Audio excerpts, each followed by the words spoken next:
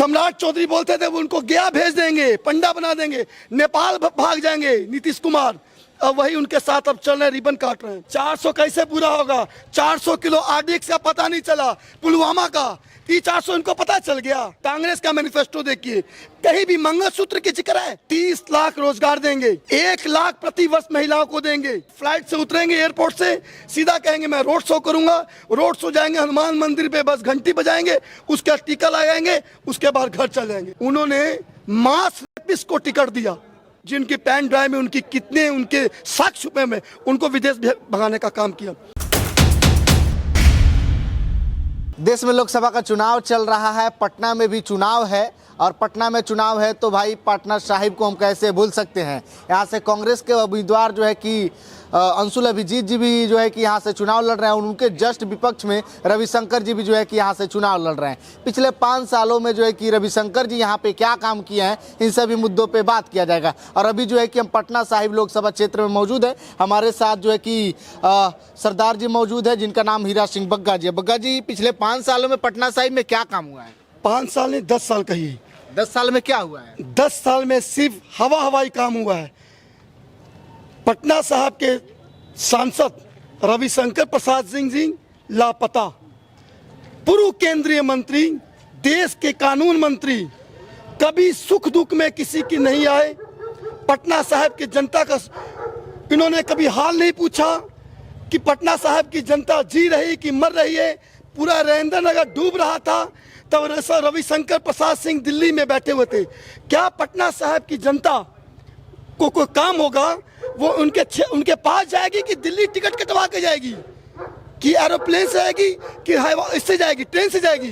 पटना साहब के सांसद, आप किसी जनता से पटना साहब के किसी से पूछिएगा, वो लापता हैं।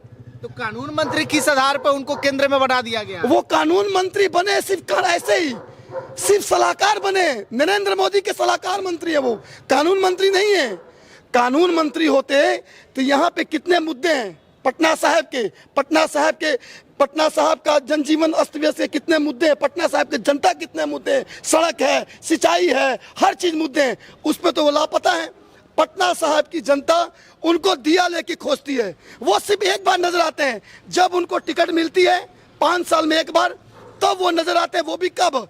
जब वो आएंगे एयरपोर्ट में माहौल बनाएंगे, अपने बीजेपी आरएसएस के लड़कों को कहेंगे कि मैं रोड शो करना चाहता हूं, वो रोड शो करेंगे और उसके बाद हनुमान मंदिर में जाएंगे, घंटी बजाएंगे और उसके बाद फिर घर में आ जाएंगे। वो उनका यही काम है।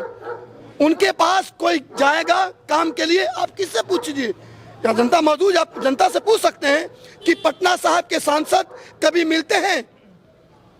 पटना साहब का इतना बड़ा मुद्दा, लोग पंजाबी कॉलोनी मैंने आपको दिखाया, वो 100 साल से जमीन खाली, आप 10 साल से आपके सांसद यहाँ पे, आपका मेयर यहाँ पे, आपका विधायक यहाँ पे, सरकार आपकी डबल इंजन की सरकार, आपकी डबल इंजन की सरकार। आपने 10 साल में वो वादा पूरा नहीं किया जो तथाकथित सरकारें चलती आ रही थी। उन्होंने कहा था कि पंजाबी कॉलोनी में शहीद भगत सिंह पार्क का निर्माण होगा, बेंदेसवी दुर्वे के शासनकाल में और भगवत जाट शासनकाल में, दोनों ने लिखित अमेंडमेंट कॉपी में उन्होंने लिखित की बयान दिया था कि वहां पार्क का निर्माण होगा, मगर आज तक वो लंबित है। नीतीश के शासनकाल में वो भी डबल इंजन की सरकार। यही बीजेपी के सांसद रविशंकर प्रसाद जी को कहते थे ये बड़का झुट्टा है। सम्राट चौधरी बोलते थे वो उनको गया भेज देंगे, पंडा बना देंगे, नेपाल भाग जाएंगे नीतीश कुमार। अब वही उनके साथ अब चल रहे, रिबन काट रहे हैं। ये है तोहरा चरित्र बीजेपी का। उनको लाए थे आप लोग? वो लाए थे जहां यहाँ की जनता लाई थी, जब नरेंद्र मोदी ने कहा था कि 2 करोड़ रोजगार देंगे युवाओं को, 15 लाख रुपया देंगे, अच्छे दिन आएंगे, उनको तब यहाँ से चुना गया था। वो भी 10 साल से वो लगातार हैं, फिर चुनाव लड़ रहे हैं, फिर चुनाव लड़ मैदान में, तीसरा फिर मैदान में। देश की जनता, पटना साहब की जनता एक बार ठगाई है, 2 बार ठगाई है, तीसरी बार नहीं ठगाएगी। बहुत से मुद्दे हैं यहाँ के, उन्होंने आज तक वो किसी से नहीं मिले, जनता से। गरीब झोपड़ियों में कभी गए हैं रविशंकर जी? अरे वो सिर्फ कहते हैं अपने एसी रूम में बैठते हैं, उनको एसी रूम में बैठना है, यहाँ से लेके फ्लाइट पकड़ना, चल देना दिल्ली में वहां जाके बयान देते हैं, राहुल गांधी को बोलते हैं नाप सुनाप। कभी आप अपना क्षेत्र में कभी गए? कभी सुख दुख में किसी सम्मिलित हुए हैं? किसी मरनी चीनी में गए हैं? कभी पूछा? आपको कहता हूं, पंजाबी कॉलोनी का मैटर में उनको बुलाया गया था, रिक्वेस्ट की गई थी कि आप यहाँ पे आइए, आप यहाँ के सांसद है, ये आपका दायित्व बनता है यहाँ के मुद्दों को उठाना। हम आप लोग जनता आपके साथ है। जब यहाँ के सांसद लापता है तो यहाँ की जनता क्या करेगी? यहाँ की जनता क्या करेगी? पिछले 10 साल में कुछ काम नहीं है, फिर भी बीजेपी ने उनको टिकट दे दिया। तो वही तो कर, रवि देखिए वो चेहरा देख के दिया है। रविशंकर प्रसाद का फिर दाव लगाया बीजेपी ने, मगर इस बार देश की जनता और पटना साहब की जनता इस बार धोखा नहीं खाएगी। जैसे नरेंद्र मोदी ने धोखा दिया देश की जनता को, वैसे ही पटना साहब के सांसद लापता हैं। तो 400 कैसे पूरा होगा? रविशंकर जी लाएंगे तबे ना पूरा होगा जी। अरे 400 कैसे पूरा होगा? 400 किलो आरडीएक्स का पता नहीं चला, पुलवामा का 400 इनको पता चल गया, पहले कैसे पता चल गया? तो वही तो कह रहे हैं 400 किलो आरडीएक्स कैसे आया? वो देश के प्रधानमंत्री ने क्या पता, 35 जवान शहीद हो वो नहीं पता, मगर इनको ये पता चल गया कि मेरे 400 आने वाले हैं। मतलब कहीं ना कहीं झोल झाल है, कहीं ना कहीं झोल झाल है। उनको अपने ईवीएम पे विश्वास है। ये जो लड़ाई है ना, बीजेपी वर्सेस 140 करोड़ जनता की लड़ाई है। भारतीय जनता पार्टी, जो नीतीश कुमार जो कहते थे यहाँ पे संविधान में खड़ा होके बड़का झुट्टा पार्टी है, तो उन्हीं के नमस्तक हुए हैं। मर जाएंगे बीजेपी में नहीं जाएंगे, मर जाएंगे, मिट्टी में मिल जाएंगे, उसके साथ नहीं जाएंगे। यही नीतीश कुमार संविधान जहाँ कसम खाई जाती है असेंबली में, उन्होंने कहा मर जाएंगे, मिट्टी मिल जाएंगे, मगर बड़का झुट्टा पार्टी के साथ नहीं जाएंगे। उन्हीं के नमस्तक होते हैं। यही सम्राट चौधरी हैं, कहते थे गया भाग जाएंगे, नेपाल भाग जाएंगे, और जब तक ये नहीं मुख्यमंत्री हटेंगे मैं मुरेठा नहीं उतारूंगा। कहे थे ना सम्राट चौधरी। सबका बयान है, नित्यानंद राय का बयान है, गिरिराज सिंह का बयान है, रविशंकर सिंह का बयान है, सबका बयान है। कहाँ गए? कहाँ गए इनको? इतना ही गलत है रविशंकर जी, तो ऑप्शन कौन है वहां के लोगों के पास? ये ऑप्शन है अंशुल अभिजीत, हम लोग के लोकप्रिय नेता, युवा नेता, पढ़े लिखे विद्वान, जो लोगों की सुख दुख में सम्मिलित होंगे, जो हर समस्या को पूरा करेंगे। पटना साहब की जनता इस बार कांग्रेस से हाथ मिलाएगी, और कांग्रेस जो कहती है वो करके दिखाती है। कांग्रेस ने कभी किसी को ठगा नहीं। नरेंद्र मोदी ने ऐसा कोई सगा नहीं जिसको उसने ठगा नहीं, सबको ठगा उसने। पहले कहता था हिंदू खतरे में है, अब सनातनी धर्म के नाम से वोट मांगता है। उनके पास तो कोई मुद्दा है नहीं। आप मैनिफेस्टो देखिए, कांग्रेस का मैनिफेस्टो देखिए, कहीं भी मंगलसूत्र की जिक्र है? कहीं मंगलसूत्र का जिक्र है? नहीं है। कांग्रेस के मैनिफेस्टो में क्या जिक्र है? कि 30 लाख रोजगार देंगे, 1 लाख प्रति वर्ष महिलाओं को देंगे, भत्ता देंगे युवाओं को जो धक्का खा रहे हैं। ये आपको जाके, और उसके बाद ये आपको जाके एमएसपी पे बोला उन्होंने, पेपर लीक पे बात की, कर्ज माफी की भी बात, कर्ज माफी, हर चीज की बात की। कहीं मंगलसूत्र की बात की उन्होंने? मंगलसूत्र का मुद्दा ये उठा रहे बीजेपी वाले, उनके पास तो कोई मुद्दा है नहीं। तो अनाप शनाप तो बोलवे करेंगे ना, अब तो अनाप शनाप तो बोलवे करेंगे, उनके पास तो कोई मुद्दा है नहीं।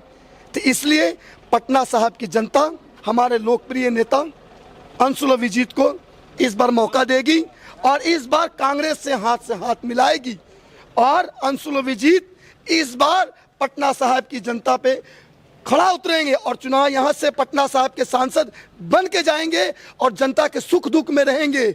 ये नहीं है, सुख दुख में रहेंगे, उनके हर चीज में रहेंगे, सम्मिलित होंगे।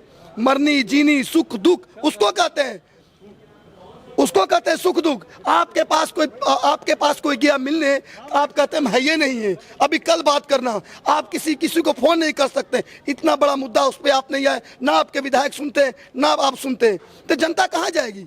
आप कहीं नजर आए 10 साल में? आप देखिए, आप यहाँ चौथा स्तंभ है देश का, आप पटना में रहते हैं ना, आप देखिए पटना साहब में कभी रविशंकर प्रसाद सिंह को भी देखें, कभी वो कब नहीं आते हैं? कैसे मेढक नजर आता है बरसात में? जैसे मेढक नजर आता है ना बरसात में, वैसे रविशंकर जी नजर आते हैं 5 साल में, जब इनको टिकट मिलता है। जब उनको टिकट मिलता है, फ्लाइट से उतरेंगे एयरपोर्ट से, सीधा कहेंगे मैं रोड शो करूंगा, रोड शो जाएंगे हनुमान मंदिर पे, बस घंटी बजाएंगे, उसके बाद टीका लगाएंगे, उसके बाद घर चल जाएंगे। यानी इस बार बदलाव होगा। पूरा बदलाव होगा। देश की 140 करोड़ जनता मन बना ली है, क्योंकि इस बार राहुल गांधी ने जो अपना मैनिफेस्टो दिया है, कांग्रेस ने मैनिफेस्टो दिया है, वो करके दिखाएगी। एक एक जन की आवाज, राहुल गांधी ने यात्रा पर यात्रा की, फर्स्ट फेज और सेकंड फेज, वो अपने नहीं लोगों की आवाज सुनी है। वो आवाज सुन के वो मैनिफेस्टो बनाया। वो लोगों की आवाज सुन के मणिपुर से मुंबई गए, उनकी यात्रा गई ना, 2 चरण में गए यात्रा गई, भारत जोड़ो यात्रा, भारत न्याय यात्रा, दोनों। उन्होंने पूरे देश के आवाम की आवाज सुनी, उसकी क्या तकलीफ है देश की जनता को, क्या दिक्कत है। अब ये देख ली एचडी देवगौड़ा के पोता को उन्होंने मास रेपिस्ट को टिकट दिया। मास स्कैंडल को नहीं, मास रेपिस्ट को, जिनके पेन ड्राइव में उनकी कितने उनके साक्ष्य छुपे में, उनको विदेश भगाने का काम किया। उस आदमी को आप टिकट दे रहे, तो देख लीजिए भारतीय जनता पार्टी का दोहरा चरित्र। इसलिए इस बार का जो चुनाव होगा पटना साहिब से कौन इस बार विजयी होगा, ये देखने वाली बात होती है। और 4 जून को जब फैसला आएगा तो देखने वाली बात होती है कि क्या रविशंकर जी आएंगे या अंशुल अभिजीत जो है कि इस बार चुनाव मैदान में जीतेंगे। बाकी आप लोग पटना साहिब क्षेत्र के बारे में क्या सोचते हैं, अपनी प्रतिक्रिया वीडियो कमेंट बॉक्स में दीजिएगा, शेयर कीजिएगा। बहुत बहुत धन्यवाद।